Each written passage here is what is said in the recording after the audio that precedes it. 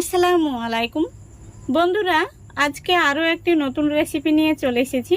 তো আজকে আমি খুবই সহজে গ্যাসের চুলায় নরম তুলতুলে স্পঞ্জি কেক তৈরি করে দেখাবো।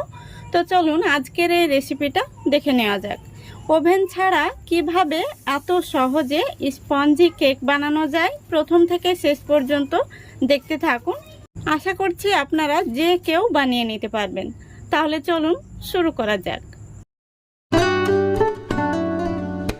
তো দেখুন, এখানে আমি একটি মিক্সিং বোল নিয়েছি, তারপরে নিয়ে নিচ্ছি দুটো ডিম। তো এখানে যেহেতু ডিমগুলো একটু ছোট সাইজের, সেই জন্য আমি দুটো ডিম ব্যবহার করছি। আপনারা চাইলে একটা ডিম দিয়েও কেকটা বানাতে পারেন, অথবা ডিম ছাড়াও কিন্তু কেকটা বানানো যাবে।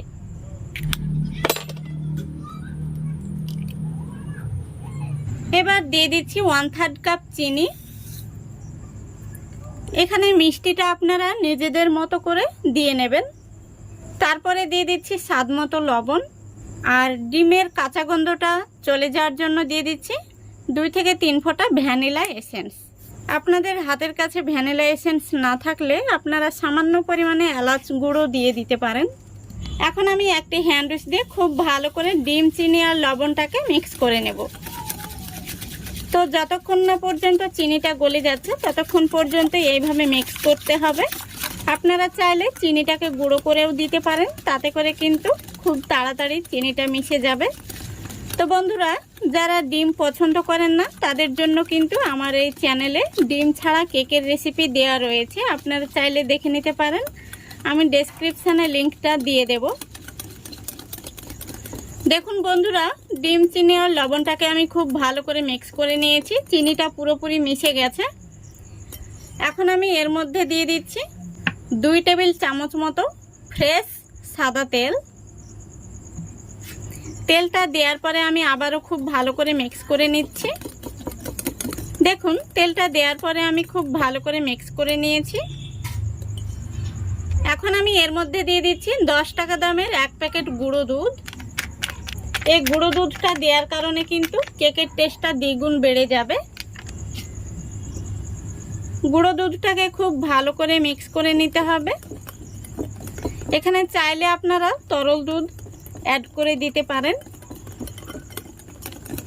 দেখুন, গুঁড়ো দুধটা দেওয়ার পরে আমি মিক্স করে নিয়েছি। এখন আমি এর মধ্যে দিয়ে দিচ্ছি 1.5 কাপ ময়দা। তারপরে দিয়ে দিচ্ছি 1/2 চা চামচ বেকিং সোডা আর 1 চা চামচ বেকিং পাউডার।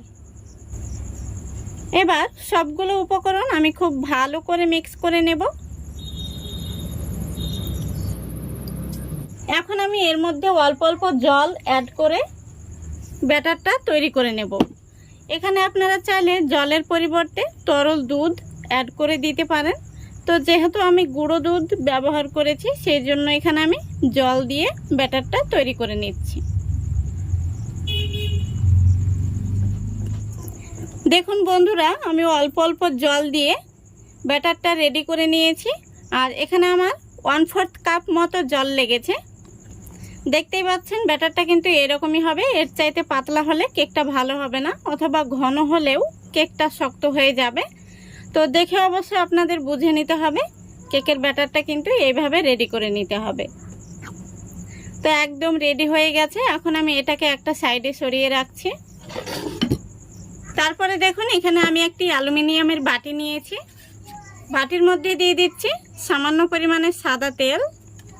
তেলটা এখন আমি একটি ব্রাশ দিয়ে খুব ভালো করে বাটির চতুর্দিকে লাগিয়ে নেব।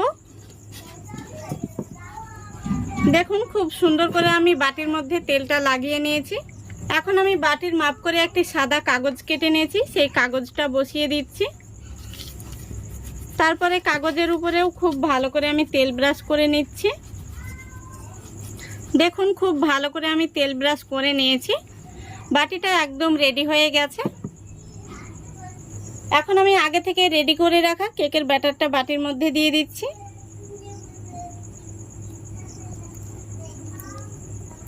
দেখুন, সম্পূর্ণ ব্যাটারটা আমি ঢেলে নিয়েছি। এখন আমি বাটিটাকে একটু ট্যাপ করে নিচ্ছি। এইভাবে ট্যাপ করে নিলে ভেতরে বাতাস থাকলে বাতাসটা বেরিয়ে যাবে।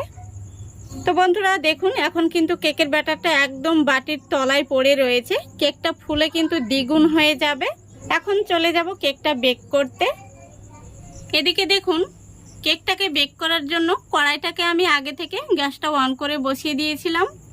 আর কড়াইটা খুব ভালো করে কিন্তু হিট করা হয়ে গেছে। আর দেখতেই পাচ্ছেন কড়াইয়ের মধ্যে আমি একটি স্ট্যান্ড দিয়েছি। এখন আমি এই স্ট্যান্ডের উপরে কেকের বাটিটা বসিয়ে দিচ্ছি। খুবই সাবধানে বসিয়ে দিতে হবে, এই অবস্থায় কিন্তু কড়াইটা খুবই গরম থাকে। এখন আমি ঢাকা দিয়ে রেখে দেব পুরো 25 মিনিট। আর গ্যাসের ফ্লেমটা একদম লো ফ্লেমে রেখে পুরো 25 মিনিট আমি জাল করে নেব। 25 মিনিট জাল করলে কিন্তু আমাদের কেকটা রেডি হয়ে যাবে। তো ফিরে আসছি 25 মিনিট পর। দেখুন বন্ধুরা, পুরো 25 মিনিট পর আমি ফিরে আসলাম। এখন আমি ঢাকনাটা খুলে দেখে নেব। দেখুন কেকটা কতটা ফুলে গেছে। এখন আমি একটি কাঠি নিয়েছি, এই কাঠি দিয়ে কেকটা ভেতর পর্যন্ত হয়েছে কিনা দেখে নেব। দেখুন কাঠিটা কিন্তু একদম পরিষ্কার বেরিয়েছে, তার মানে কেকটা পারফেক্ট হয়ে গেছে। তো আপনারা যদি চান কেকের উপরটা কালার করতে, তাহলে কিন্তু কেকটাকে আরও 5 মিনিট এইভাবে ঢাকা দিয়ে রেখে দেবেন, তাহলেই দেখবেন খুব সুন্দর একটি কালার চলে এসছে। তো এখন আমি কেকটাকে নামিয়ে নেব। তো কেকটা দেখুন ফুলে দ্বিগুণ হয়ে গেছে। কেকটাকে আমি ঠান্ডা করে নেব, তারপরে আপনাদের দেখাচ্ছি। দেখুন বন্ধুরা, কেকটাকে আমি কিছুটা ঠান্ডা করে নিয়েছি। তো এখন আমি কেকটাকে বের করে নেব। তো দেখতেই পাচ্ছেন কেকের সাইডটা কিন্তু ছেড়ে ছেড়ে গেছে।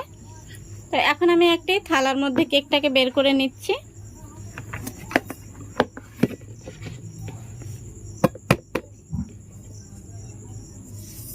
দেখুন কেকটা কত সুন্দরভাবে বেরিয়ে এসছে। এখন আমি যে কাগজটা দিয়েছিলাম সেই কাগজটা তুলে নিলাম। দেখুন বন্ধুরা, কেকটা কতটা স্পঞ্জি হয়েছে।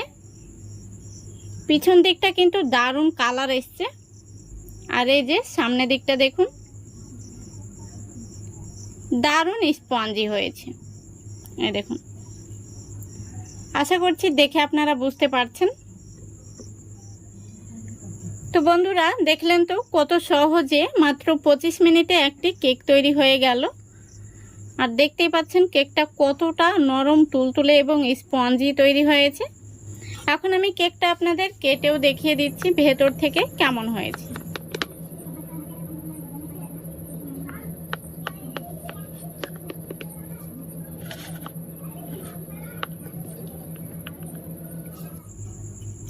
দেখুন কেকটা কত সুন্দর হয়েছে, একদম নরম তুলতুলে আর স্পঞ্জি তৈরি হয়েছে। আশা করছি দেখতে পাচ্ছেন। এইভাবে কিন্তু আপনারা যে কেউ খুবই সহজে বানিয়ে নিতে পারবেন। আর বাচ্চা থেকে বড় সবাই কিন্তু খুবই পছন্দ করবেন। দেখতেই পাচ্ছেন কতটা স্পঞ্জি হয়েছে। তো আশা করছি আজকের এই রেসিপিটা আপনাদের ভালো লেগেছে। ভালো লাগলে অবশ্যই লাইক কমেন্ট শেয়ার করে দেবেন এবং চ্যানেলটিকে সাবস্ক্রাইব করে অল নোটিফিকেশানটি অন করে সঙ্গে থাকবেন। আজকের মতো এখানেই বিদায় নিচ্ছি। সবাই ভালো থাকবেন, সুস্থ থাকবেন। খোদা হাফেজ।